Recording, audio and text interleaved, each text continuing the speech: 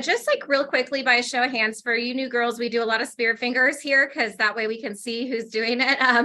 But who has done a community garage sale already, either for your own neighborhood or one of your farm neighborhoods?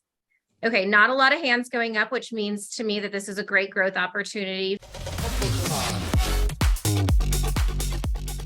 Okay, now you've got all your banners ordered, you got your signs on order, you've done all of your pre-work. So now it's going to be time to start advertising, right? So how do you get the word out and keep that fire going so that everybody continues to talk about it for the next 3 weeks, right? Because if you haven't done a lot of events, one thing that you're going to realize is that it's kind of hard to like keep the interest and the excitement going, right? Everybody's excited on the day that you release it. And if you're not careful, the whole thing will just die down until it's time for the event to happen. So, the first place that you're going to post is in your neighborhood Facebook group.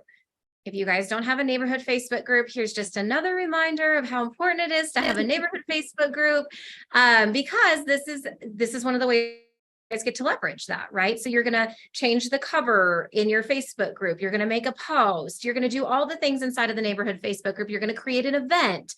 And when you own the Facebook group, you can do all of those things without asking permission from anybody. So that's going to be the first place that you're going to do it.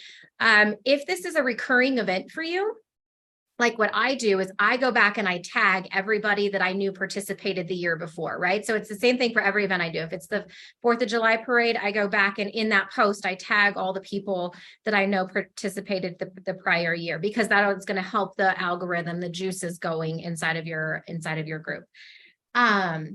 Post it on your neighborhood next door.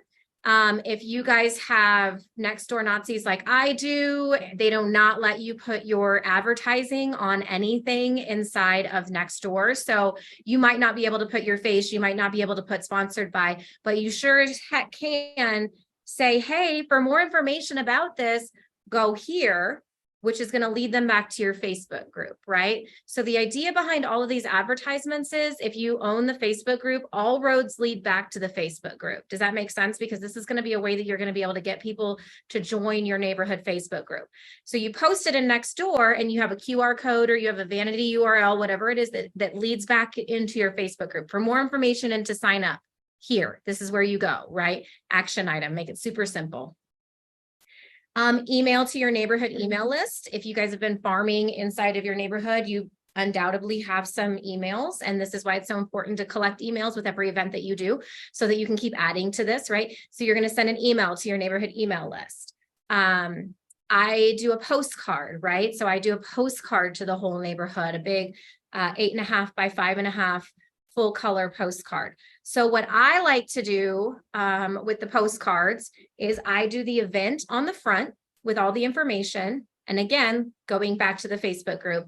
And then on the back of that, I'll do one of two things. I'll either do an invite back to the Facebook group so that people see like, hey, join the Facebook group. This is the kind of stuff you get if you're in the Facebook group, be in the Facebook group, right?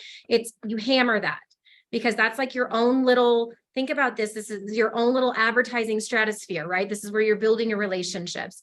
The other thing you could choose to put on the back would be something that would be what we would call like have shelf life, right?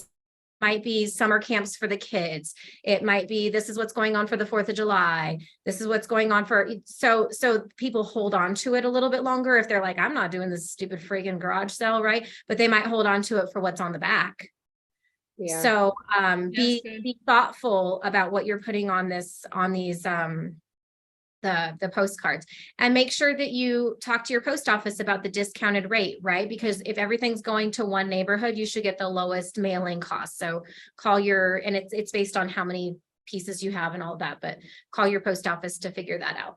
I promoted myself on the back of my postcards, y'all. So I had the event on one side, and on the other side, I just said, thanks for participating in the 12 Oaks yard sale and spring cleanup. And then I put, Jamie, your designing realtor, your 12 Oaks neighborhood realtor, as seen on HGTV, and all my contact info, and a photo of me sitting out front of our neighborhood signage. Mm-hmm. That's cute. Add too on when you're advertising it. I've not done this big yard sale, but I have done a lot of community events in my neighborhood. I would honestly go in, you can see who's in your neighborhood Facebook group, DM all those people. Like go through every single person in your neighborhood Facebook group and send them a direct message and say, hey, I know sometimes these posts get lost in the group. I wanted to make sure you saw this, right? And then you're going to start that engaging conversation. Well, once they've replied a couple times, like you're friends now, right? So at that point, then I'm going back and I'm adding them as a Facebook friend to my regular friend list. So I would recommend that too. It takes a little bit of time, but it's totally worth it. No, I think that that's really smart, Lauren. And you could actually even do that inside of Nextdoor too, because in Nextdoor, you can see who's part of your actual neighborhood and you can send messages through Nextdoor that way too. And something like this, it's just, you're just inviting them to a community event. You're not advertising, right? You're not selling anything. It's just like, hey, we want you to participate. And people get excited about that.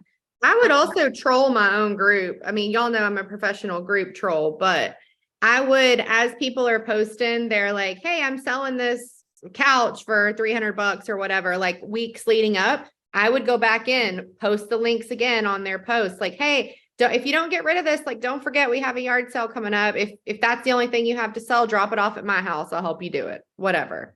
Because, you know, there's random posts like that in your Facebook group on the weeks leading up. So utilize those to advertise your sale. Yeah, I think that's a great point.